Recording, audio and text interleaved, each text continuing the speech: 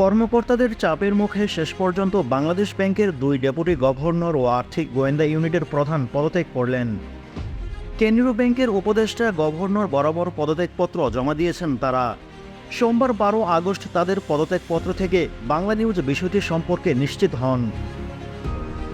এদিকে সকালে আর্থিক প্রতিষ্ঠান বিভাগের সচিবের কাছে পদত্যাগপত্র জমা দেন ডেপুটি গভর্নর কাজী সাইদুর রহমান ও মোহাম্মদ খুরশি আলম। এছাড়া বিএফআইইউ প্রধান মাসুদ বিশ্বাস পদত্যাগপত্র জমা দেন। পাশাপাশি বাংলাদেশ ব্যাংকের উপদেষ্টা আবু ফরাহ মোহাম্মদ নাসের গভর্নর বরাবর পদত্যাগপত্র জমা দিয়েছেন। ভ্যাট দায়মুক্ত থেকে লাভজনক ব্যবসা পরিচালনার বিশ্বস্ত সহযোগী দ্য রিয়েল কনসালটেশন, স্বচ্ছ ভ্যাট আইনে দক্ষ ন্যায্য ভ্যাট প্রদানে। এর আগে বাংলাদেশ ব্যাংকের কর্মকর্তাদের চাপের মুখে একটি ডেপুটি গভর্নর পদত্যাগ করেন। 3 ডেপুটি গভর্নর ও 2 উপদেষ্টা পদত্যাগ করবেন বলে জানা যায়।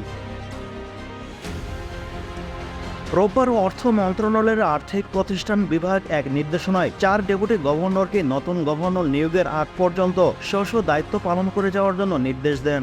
তাদের দুজন ওই দিন জানায় তারা বাসা থেকে দায়িত্ব পালন করে যাচ্ছেন। সরকারের নির্দেশনা মোতাবেক তারা দায়িত্ব পালন করে যাবেন, কিন্তু পরদিনই তারা পদত্যাগ করলেন।